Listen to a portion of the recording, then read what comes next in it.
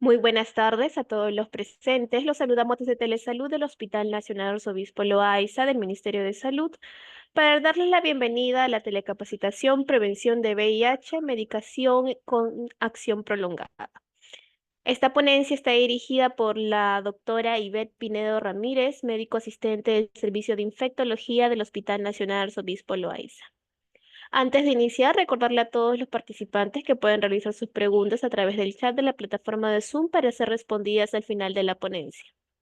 Bienvenida, estimada doctora Pinedo. Es un honor tenerla el día de hoy con nosotros. Le doy el pase para el desarrollo del tema. Adelante, por favor. Gracias, buenas tardes con todos. Gracias por asistir, y compartir conmigo esta experiencia de compartir con ustedes lo nuevo que tenemos en el uso de PrEP, que es una medicación actualmente ya dispensada en muchos centros de acá de nuestro país. Y para ello antes vamos a tener que hacer una introducción breve del VIH. ¿Ya? Entonces vamos a empezar la sesión y espero que puedan ustedes preguntar para yo así despejar sus dudas. Entonces vamos a empezar. ¿Sí?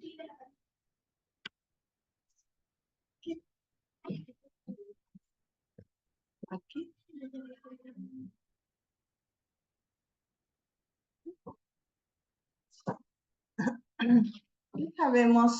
¿Qué sabemos del VIH? Todos ustedes ya saben que el VIH está con nosotros. Es una enfermedad producida por un retrovirus de distribución mundial y que hasta la fecha no se ha logrado encontrar la cura, ¿no? Como muchas otras enfermedades. Esta, digamos, poca probabilidad por el momento de encontrar la cura es por el mismo virus en sí, ¿no? Que es un virus complejo. Y tanto es el virus complejo así como la presentación clínica, ¿no? Entonces tiene una presentación clínica variada que muchas veces las personas desconocen que pueden estar contagiando la enfermedad. Al inicio de la enfermedad había mucho temor, ¿no? De cuando una persona se enteraba de que tenía VIH, estaba muy asociada a la muerte. Sin embargo, esto ya ahora, 43 años de la enfermedad, el VIH pasó a ser una enfermedad crónica que se puede controlar a través de medicación, ¿no? Es una enfermedad que necesita ser diagnosticada tempranamente porque causa inflamación. Por lo tanto, han ido surgiendo nuevos conceptos desde que se empezó a dar inicio del TAR, ¿no? En el Hospital Loaiza empezamos el TAR en el año 2004 y había ciertos criterios o la norma del Perú se implementó en el año 2004 y solamente dábamos a pacientes o a personas viviendo con VIH con inmunosupresión. Eso ha cambiado. Ahora es diagnóstico y tratamiento lo más pronto que uno pueda, ¿no? Entonces, ¿cómo es que así ustedes ya saben que esta enfermedad, si bien es cierto, desde las décadas de los 80 se empezó a notificar casos, se cree que hay que mucho tiempo atrás, desde ya el año 1920, ya hay registros o se cree que se inició esta enfermedad? ¿Cómo es que estas enfermedades, así como otras, han pasado al ser humano, ¿no? Entonces, es la pregunta que ustedes siempre, o siempre nos hacemos, es que las personas siempre estamos invadiendo el hábitat de los animales, de tal manera que hay enfermedades que pasan a los humanos, debido a que este virus también existe en los simios, ¿no? Llamado virus de la inmunodeficiencia simiana, ¿no? Entonces, se cree que este es un salto interespecie y se piensa que se inició en la República Democrática del Congo en un lugar llamado Kinshasa, ¿no? En este lugar se cree que se inició debido al polimorfismo que se encontró desde el punto de vista de la variación de VIH encontrado en este lugar, ¿no? Y desde allí ya de la década de los 70 empezó a extenderse hasta ya la década de los 80, en que se empezaron a notificar casos, ¿no? Se empezaron a notificar casos Digamos que nosotros tenemos un centro de control de enfermedades, así como hay en el país, hay en el mundo, donde hay la consigna de que toda enfermedad que antes no se conocía o que es nueva se empiece a reportar. De tal manera que se empezaron a reportar infecciones que normalmente no se veían en las personas adultas y no estaban asociadas básicamente a inmunosupresión.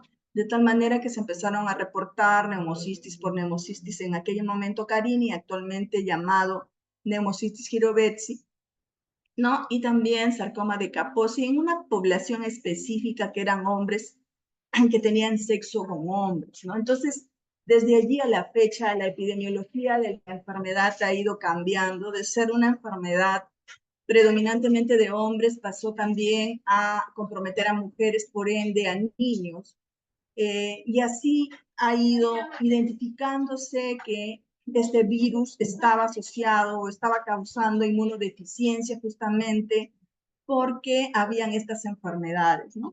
De tal manera que en el año 83 y el año 84 se descubrieron nuevas enfermedades y se pensaron que estaban atribuidas a estos virus asociados a linfadenopatía o a un virus llamado HTLV3, ¿no? Entonces, ya el año 85 se identificó y digamos que se diagnostica o se determina la primera prueba para diagnóstico de esta enfermedad y en el año 86 ya recibe oficialmente el nombre por el Comité Internacional de la Taxonomía de Virus, ¿no? Que es un retrovirus. Entonces, esto es importante saber. Actualmente tenemos dos virus, que es el VIH-1 y el VIH-2. El VIH-1 es una enfermedad que está dispersa en el mundo. El VIH-2 está más centralizada en África. Sin embargo, por esto de que los diversos viajes en el mundo pueden existir VIH-2, ¿no? Porque hay personas que pueden estar acá, luego están en Europa, en Asia, y en diversos países del mundo y por lo tanto pueden contagiarse de algún tipo diferente al VIH-1, ¿no? Entonces, eso es importante que ustedes sepan para esta introducción. ¿Qué es lo que sabemos, no? Habíamos mencionado que el VIH era un virus eminentemente mortal. Miren ustedes, desde las décadas del 90, ¿no?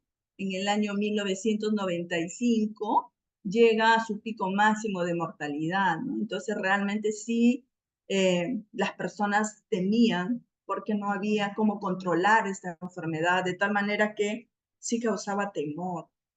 De allí, desde el año 95, ¿no? Hasta la actualidad, se ve que la tendencia de casos en el mundo está con una tendencia a disminuir. Sin embargo, el año 2023 se reportaron 39 millones de personas que están viviendo con VIH. Muchas de las personas desconocen su diagnóstico.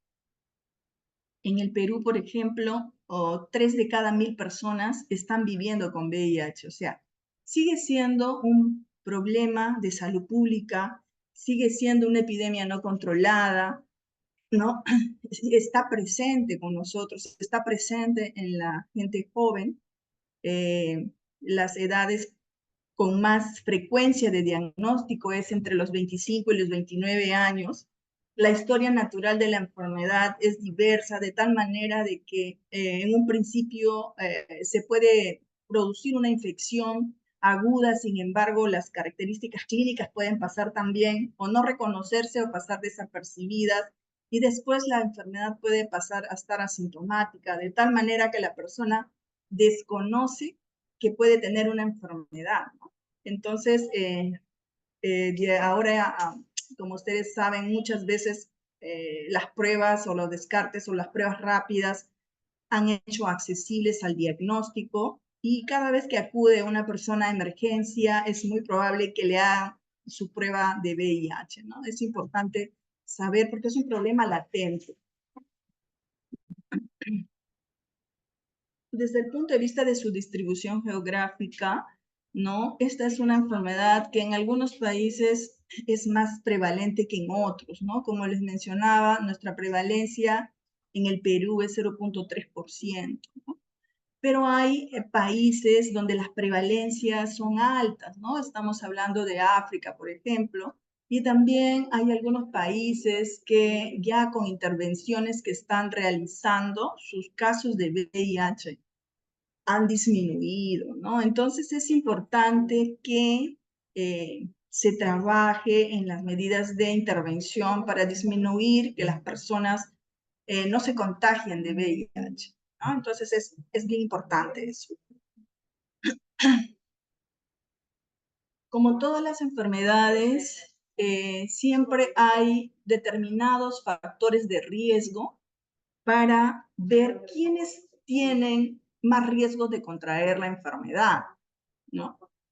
Sí, así como, por ejemplo, sabemos quiénes tienen más riesgo de contraer, por ejemplo, la diabetes, o quienes tienen riesgo de hacer hipertensión, ¿no? Entonces, siempre nosotros trabajamos con aquellos factores de riesgo que hace que este tipo de población esté más vulnerable a poder contagiarse de VIH, ¿no? Entonces, hay una población clave que tiene mayor riesgo de poder contagiarse, ¿no? Porque la prevalencia en esa población es mayor, ¿no? Estamos hablando de una prevalencia en hombres que tienen sexo con hombres de un 11% a un 14% y en población trans hasta el 30% en nuestro país.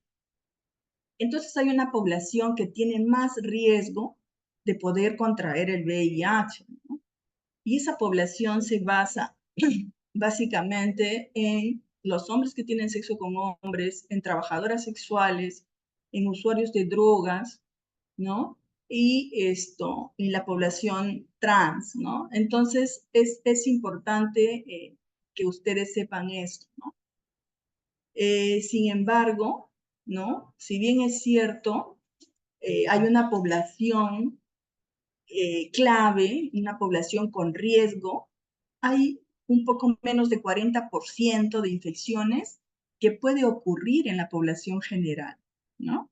Entonces, no es de que a veces nosotros nos encontramos en la consulta con personas que con una sola pareja se han contagiado de VIH, ¿no? Así como que hay personas que han tenido múltiples parejas, ¿no? Entonces, es importante el educarse para poder prevenir y reconocer cuando estamos en riesgo de poder adquirir esta enfermedad, ¿no?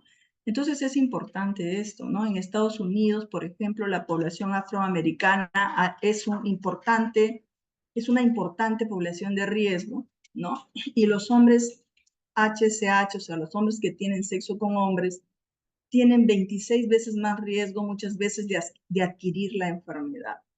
No, de tal manera de que podemos ver en este gráfico quiénes son la población en riesgo en las cuales se deben de generar medidas de intervención para que estas personas no se contagien de VIH, ¿no? Estas personas pues son trabajadores sexuales, personas que usan drogas, hombres que tienen sexo con hombres, población trans, clientes de trabajadoras sexuales, ¿no?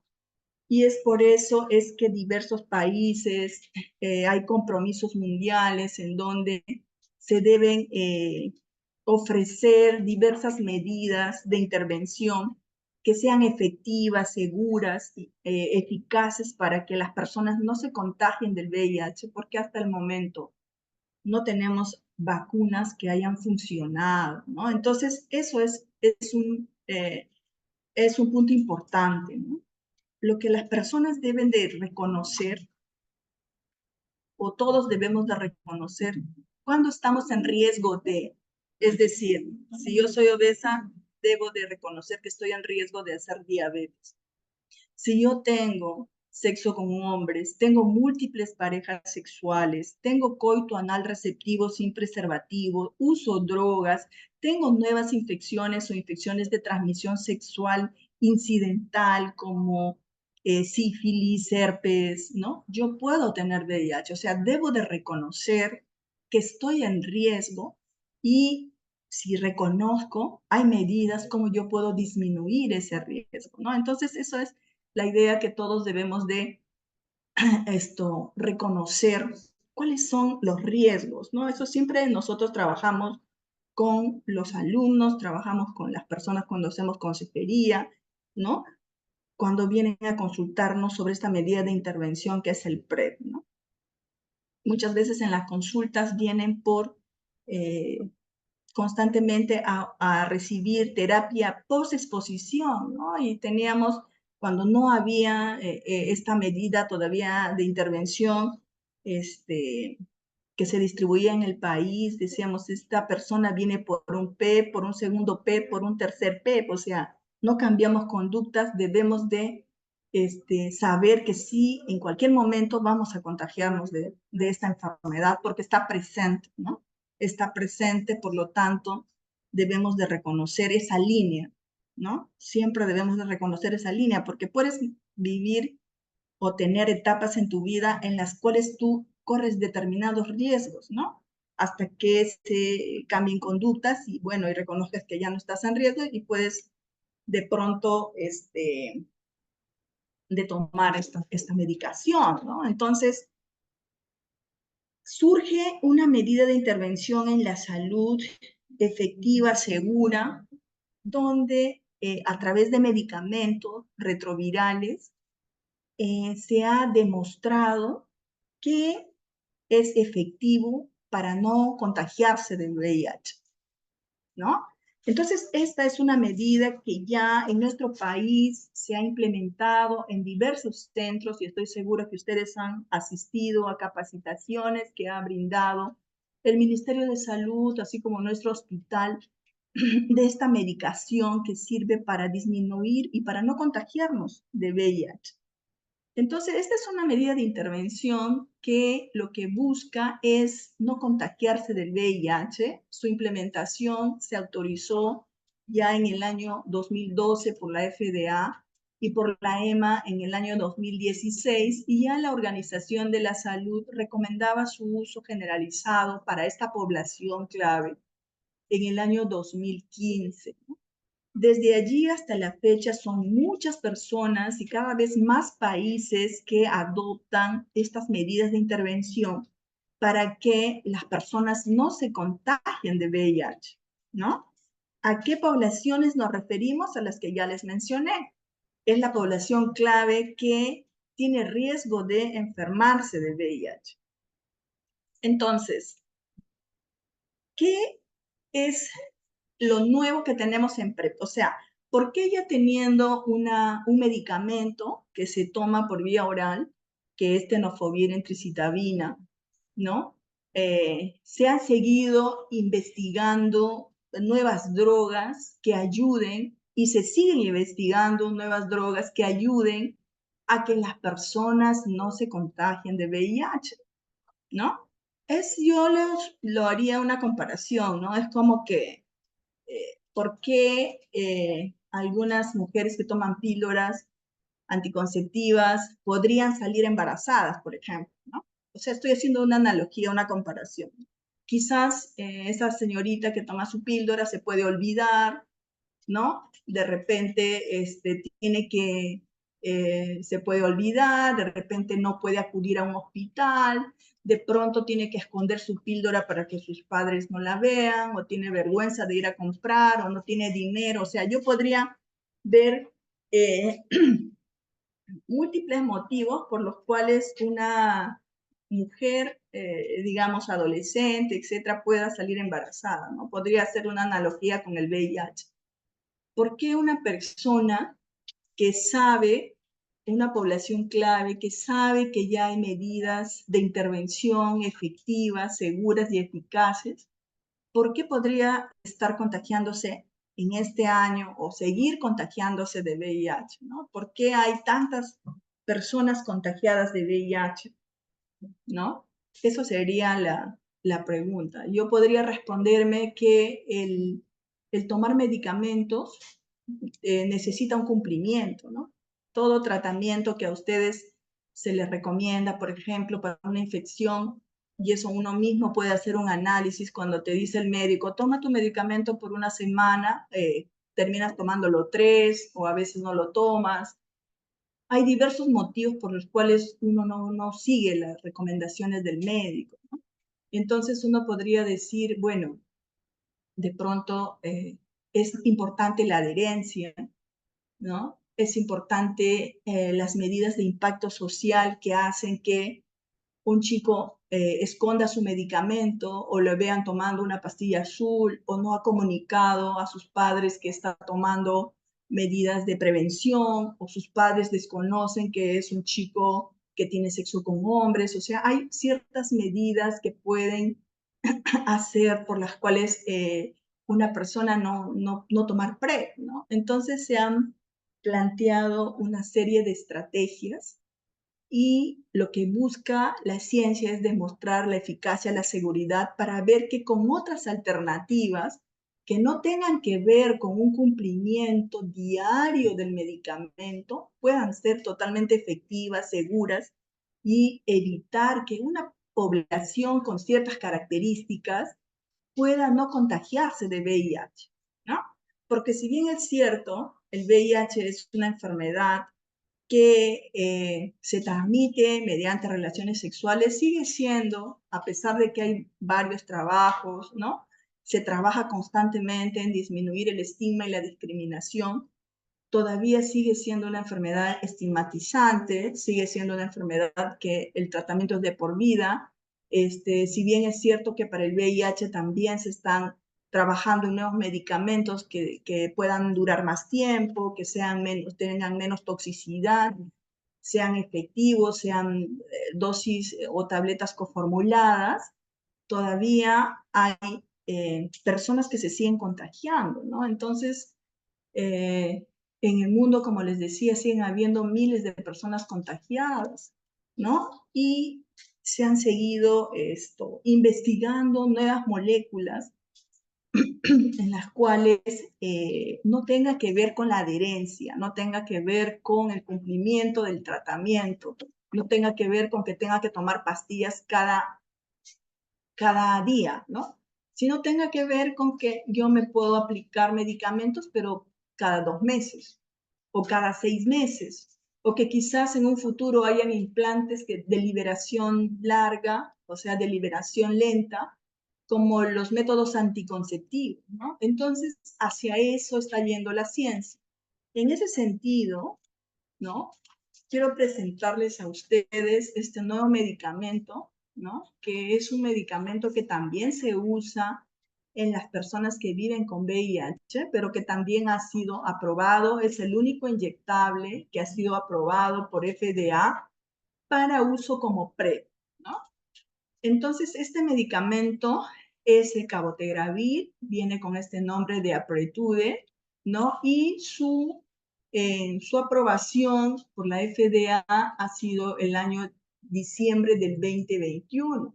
Es un medicamento que se usa en los países desarrollados. En nuestro país todavía no tiene registro sanitario, por lo tanto no lo tenemos disponible, ¿no? Es un medicamento que todavía genera un gasto, ¿no? Es costoso el medicamento, entonces quizás más adelante podríamos nosotros optar por estas opciones de tratamiento, pero ustedes tienen que saber que además de una medicación diaria, ahora tenemos aprobado un nuevo medicamento que es un inhibidor de la integrasa, ¿no? Es un medicamento que también se usa para VIH, ¿no? Los medicamentos para PrEP se usan para VIH también, pero en otro contexto, ¿no? Asociados a otros medicamentos. Dentro del ciclo de reproducción del virus, ¿no? El virus, para que ustedes sepan, es un virus eh, que no se ha podido eliminar porque es un virus que se integra al genoma de la célula del huésped.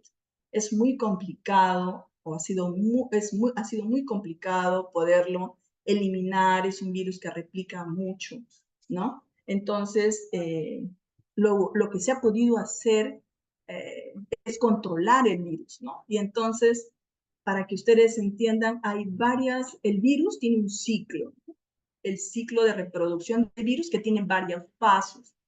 Cada paso que tiene el virus, desde su fusión, desde su transcripción, integración o su ensamblaje viral, ¿no? Por ejemplo, acá el virus se une a la célula, se transcribe a la célula, se transcribe de ser un virus ARN a ser un virus ADN, se integra al ADN del huésped, se ensambla y salen nuevos virus, salen miles de virus a comprometer nuevas células, ¿no? Entonces, desde cuando nosotros tratamos a una persona que tiene VIH, tratamos con inhibidores de la transcriptasa inversa, inhibidores de la integrasa, inhibidores de la protasa, inhibidores de la entrada, ¿no? Son diversos puntos específicos donde se han realizado los medicamentos. En ese sentido, este nuevo medicamento va a inhibir la integrasa, va a inhibir la integración del ADN del virus con el ADN del huésped, ¿no? Entonces es importante, como no hay unión, entonces no hay replicación, ¿no? Es así como funciona este medicamento. De esta familia, es una familia ya, si bien es cierto, el medicamento se aprobó el año 2021, inhibidores de la integrasa en medicación oral existe ya desde hace varios años. Nosotros, en nuestra nueva norma, estamos tratando ya pacientes con inhibidores de integrasa. Dentro de esta familia de inhibidores de integrasa tenemos dolutegravir, bictegravir, raltegravir, ahora cabotegravir, ¿no? Entonces son medicamentos con una alta barrera genética, robustos, potentes, eficaces, seguros, ¿no? Entonces, este nuevo medicamento llamado cabotegravir es un medicamento que tiene una acción de vida prolongada, de tal manera se puede usar, como lo vamos a ver más adelante, cada 2 meses, ¿no? Este es el estudio, ¿no? que sirvió, digamos, hay un estudio que se hizo en donde se enrolaron muchas personas con cierto perfil de riesgo para adquirir VIH. Es un estudio que se desarrolló en el mundo, en las cuales Perú participó con 832 personas, ¿no? Y que se hizo básicamente para prevenir y compararse con el REI, ¿no? Yo lo pusiera al REI, que todos los nuevos medicamentos se comparan con el REI, que es Truvada, ¿no? Entonces, este medicamento se utilizó para prevenir VIH en hombres cisgénero y mujeres transgénero, ¿no? Y que tuvo la intención de contar con nuevos agentes inyectables de acción prolongada que sean seguros, eficaces para usarlo como PrEP, ¿no? Con la finalidad de aumentar opciones para prevenir el VIH, ¿no? Este es un ensayo clínico que fue aleatorizado, doble ciego, de no inferioridad, donde se comparó el cabotegravir con el Truvada, ¿no? Entonces hubieron dos grupos, ¿no? El grupo que recibió cabotegravir y el grupo que recibió Truvada. El grupo que recibió cabotegravir recibió el placebo de Truvada y el grupo que recibió Truvada recibió el placebo de cabotegravir, ¿no? Este estudio tuvo 3 pasos. Un paso inicial de 5 semanas en donde la medicación se dio vía oral, ¿no? Por cuestiones de seguridad. Después se pasó al paso a recibir los inyectables, ¿no? Que los inyectables se empiezan dando con una dosis de carga. A las 4 semanas se da la segunda dosis y a partir de ahí se da cada 8 semanas, ¿no? Y al desarrollar, al cumplirse, digamos, hasta las 153 semanas, al cumplirse, pasaron al paso 3, los que cumplían, a ser coberturados con tenofovir entricitabina. En el desarrollo del estudio, ¿no? En este desarrollo se vieron los resultados, ¿no? Participaron 6.333 personas, ¿no? 4.570 fueron randomizados, de ahí se tuvieron que descontinuar y al final quedaron 4.566 personas, ¿no? Entonces, allá al hacer el desarrollo del estudio, se tuvo que, el estudio hizo el análisis y demostró anticipadamente la eficacia de cabotegravir comparado con Truvada, ¿no?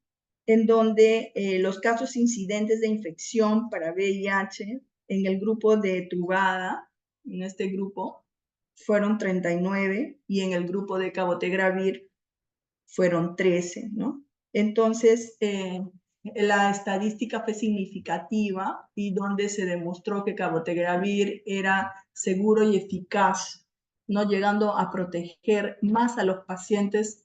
O sea, en el grupo de que recibieron el cabotegravir real, se contagiaron menos que los que recibieron Truvada, ¿no? Y la protección fue en un 66%. Entonces, predominantemente los que se contagiaron recibiendo Truvada, el principal problema era la adherencia, ¿no? Entonces, este estudio, además de evaluar los casos de incidencia de VIH, o sea, los que se contagiaron de VIH, también evaluó la adherencia, evaluaron las conductas sexuales mediante entrevistas, encuestas, también se valoró el consumo de alcohol y drogas, ¿no? Con otros objetivos que tenían que ver con el estudio, y de ahí fue el estudio base que sirvió para aprobar, que la FDA lo apruebe como su indicación para PrEP, ¿no? Pero también en estos estudios, en este estudio, en los casos que se determinaron que se contagiaron de VIH, se evaluó la resistencia, ¿no? Se evaluó la resistencia y lo separaron en 4 grupos, ¿no? El grupo A fueron aquellos pacientes que se contagiaron y digamos que fueron 4 infecciones antes, digamos, del estudio. Después el grupo B fueron un grupo de pacientes que no tuvieron exposición reciente a cabotegravir. El grupo C fueron infecciones que ocurrieron antes de la exposición a cabotegravir, y el grupo D fueron pacientes que sí estuvieron con las dosis en el momento adecuado y las concentraciones plasmáticas de cabotegravir y se encontró resistencia, ¿no? Entonces, de todas maneras, es algo que se tiene que seguir viendo y evidenciando cuánto de resistencia puede generar este medicamento, ¿no? Esto es la presentación, es un medicamento que viene tanto vía oral como inyectable. Su indicación es para usar solo a nivel glúteo. No se pueden usar en personas que tienen, por ejemplo, implantes, rellenos, ¿no? Y que el inserto indica que puede o no recibir una primera etapa de tabletas, ¿no? O sea, un paciente puede empezar directamente con inyectables, sí, pero también puede empezar con tabletas. Después de la primera inyección se aplica la segunda inyección luego de 4 semanas y a partir de ahí es cada 8 semanas. O sea, si es que nosotros tendríamos que dispensar este medicamento como una medida de intervención en la salud, tendrían que venir los pacientes o las personas o la población clave, ¿no? O los que están usando PrEP para aplicarse sus inyecciones en los establecimientos de salud cada 8 semanas, ¿no? Tiene un periodo de ventana en las cuales uno puede aplicar. Idealmente todos los pacientes o todas las personas que usan PrEP, lógicamente son evaluados previamente con el médico para determinar que no estén haciendo una infección aguda por VIH, ¿no? Entonces esto es la forma como se administra, ¿no? Ahora, todos los retrovirales en general hay que tener algunas consideraciones de interacción que pueden, por ejemplo, en este caso, para su aplicación, las personas que usan este medicamento idealmente no deben recibir anticoagulantes ni una semana antes ni una semana después por riesgo de hacer, por ejemplo, hematomas, ¿no? No pueden recibir aspirina o cualquier anticoagulante o también ver que con algunos medicamentos anticonvulsivantes o rifampicina pueden, o quimioterapias pueden hacer interacciones, ¿no? Entonces siempre hay que estar revisando tanto con el PrEP como en el TAR. Esto es algo que nosotros siempre vamos revisando para ver, digamos, cómo puede modificar las dosis. En cuanto a los eventos adversos de este medicamento, generalmente pueden estar ligados a problemas con el sitio de inyección, ¿no? A veces dolor, eritema, rubor, prurito, ¿no? Entonces, siempre los medicamentos, así como ustedes cuando reciben una vacuna, ¿no? A veces tienen dolor, a veces se le hincha un poco el bracito, algunos causan picazón. También en este tipo de inyectables uno puede tener ese tipo de eventos adversos. Vamos a ver. Ese es el medicamento que está aprobado por FDA como PrEP, ¿no? Sin embargo, hay medicamentos que actualmente se están en fase de estudio, que si bien es cierto, este medicamento es un medicamento que esto es nuevo, o sea, no tan nuevo realmente, porque ya existe desde el año 2022, es un medicamento ya aprobado, ¿no? Pero ha sido aprobado para el tratamiento de VIH, que es resistente a muchos medicamentos, ¿no? Y que han recibido un tratamiento intensivo. Esa es su indicación de aprobación, ¿no? Este medicamento llamado lenacapavir, que ya existe, en el mundo desarrollado existe, pero no está aprobado para PrEP, ¿no? ¿Cuál es su mecanismo de acción? Habíamos dicho de que el virus del VIH tiene un ciclo de reproducción y que los medicamentos estaban elaborados en base a ciertos puntos estratégicos que le sirve al virus para replicar, ¿no? Este medicamento ha sido aprobado por FDA, como les mencioné, en el año 2022. Es un medicamento novedoso, potente, de acción prolongada. Es un medicamento primero en su clase, ha sido exitoso su uso, no hay reportes de falla, ¿no? Y lo bueno de este producto, o sea, digamos que lo que las personas nos siguen preguntando es que su administración es cada 6 meses, ¿no?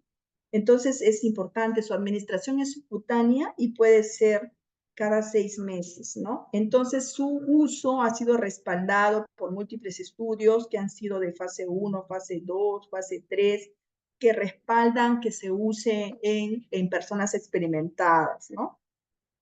Entonces es importante que contar con nuevos medicamentos estratégicos que hagan que pueden las personas elegir un abanico de posibilidades, ¿no? O que se opten por estos medicamentos que se pueden administrar 2 veces al año y ya estás protegido, ¿no?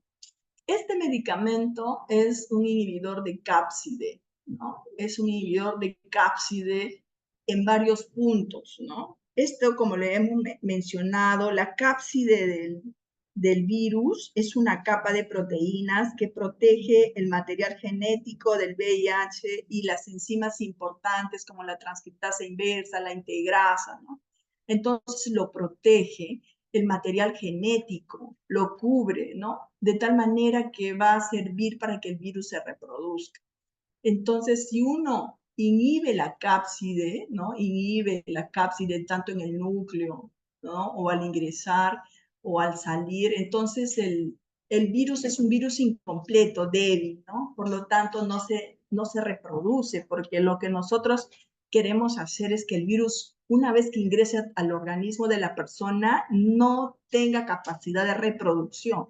Es lo que hace el TAR, ¿no? Es lo que hace el medicamento antirretroviral, inhibe la replicación del virus, o sea, hace que el virus no se reproduzca, y si no se reproduce, no compromete las células de CD4, ¿no? Entonces es importante que este medicamento que está en estudio para PrEP sea un medicamento, tanto que para PrEP como para TAR, ¿no?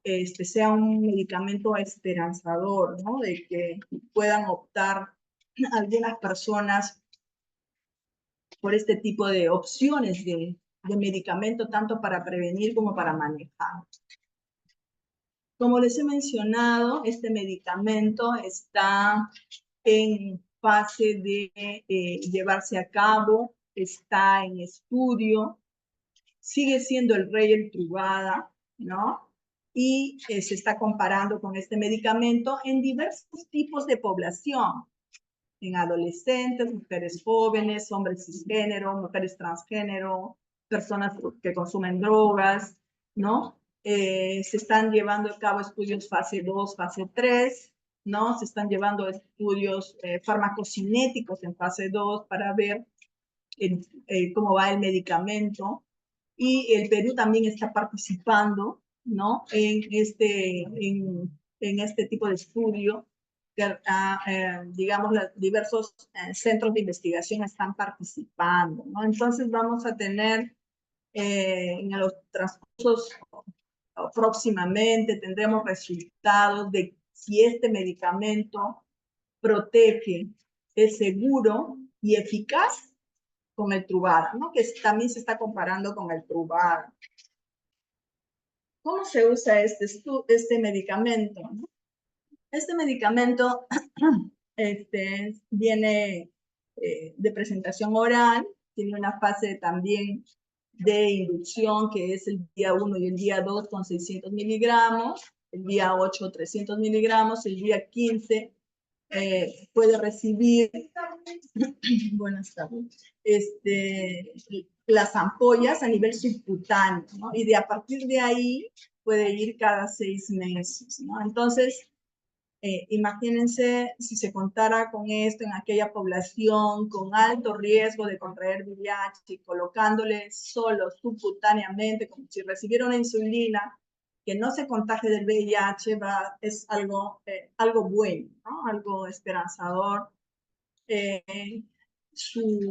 Digamos que su aplicación también es periumbilical, ¿no? Y esto, digamos que en el sitio de inyección también pueden haber algunos eventos, como toda aplicación de vacunas, ¿no?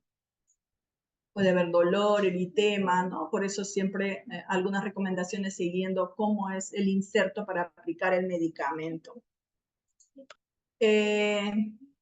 Eso con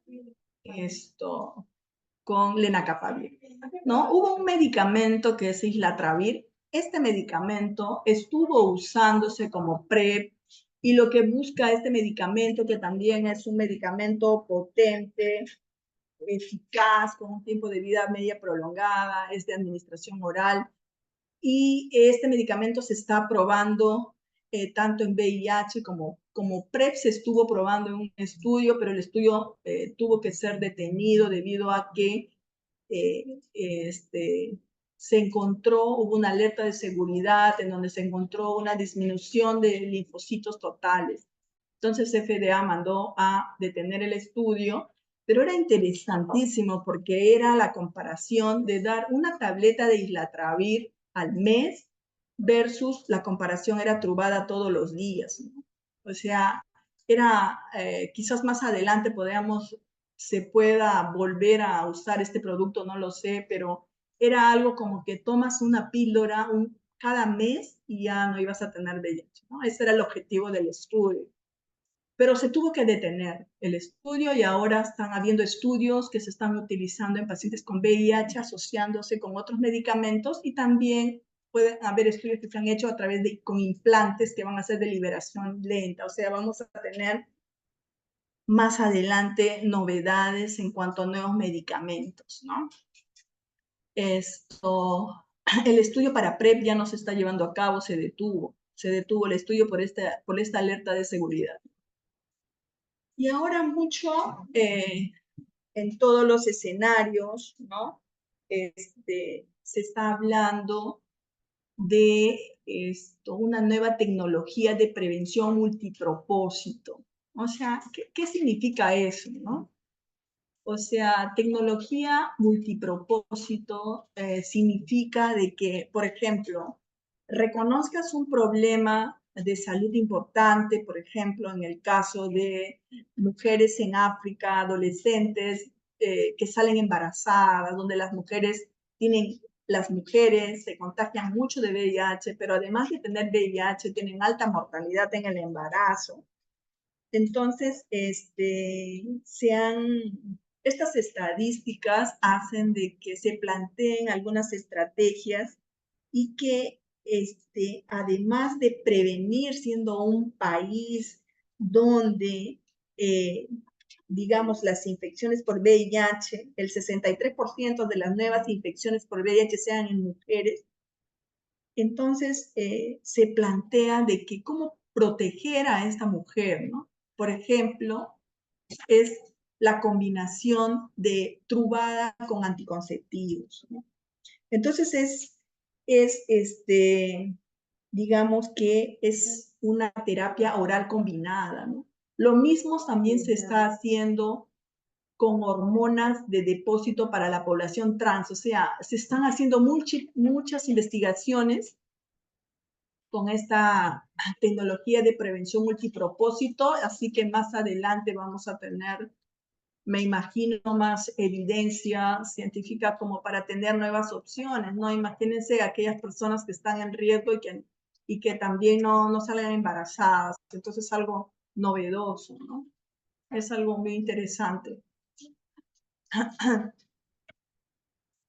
A ver, entonces, como conclusión de esta charla, tenemos de que actualmente hay medicación aprobada que es eficaz para prevenir el VIH, así como hay nuevas drogas también que están en estudio que van a servir para que las personas que tienen este riesgo no se contagien del VIH, ¿no? Otra conclusión es de que podríamos decir que definitivamente te ponen un inyectable y ya te olvidas de tomar los medicamentos todos los días y eso significa de que la adherencia mejora, ¿no? Sin embargo, la implementación de estos medicamentos de alto costo pues son un desafío, ¿no? Un desafío para nuestro país que digamos que por recursos podría demorar, digamos, su accesibilidad, ¿no? Podía reducir los estigmas, o sea, las medidas de impacto social en aquellas personas donde no tendrían que estar viendo o teniendo temor de pronto de tomar sus pastillas y que lo estén viendo cuando esté saliendo con sus amigos, ¿no? Entonces eso como que causa, pues algunas personas lo pueden cambiar de frasco, pero el color de la pastilla es, digamos, evidente, ¿no? Siempre tenemos que tener ahora cuidado con el uso de PrEP en el diagnóstico, ¿no? Tenemos que, cada vez que evaluemos un paciente que usa PrEP, tenemos que estar descartando que no se haya podido infectar y que podamos tener retardo en el diagnóstico, ¿no? Y a raíz de casos en el retardo de la replicación del virus, ha salido un nuevo síndrome que es un síndrome de inhibición viral temprana, de acción prolongada, con el cabotegravir, que es el síndrome de Levy, que supongo que más adelante va a haber mayor información. Entonces, básicamente eso he traído para ustedes y no sé si tienen alguna pregunta que yo pueda poder responder.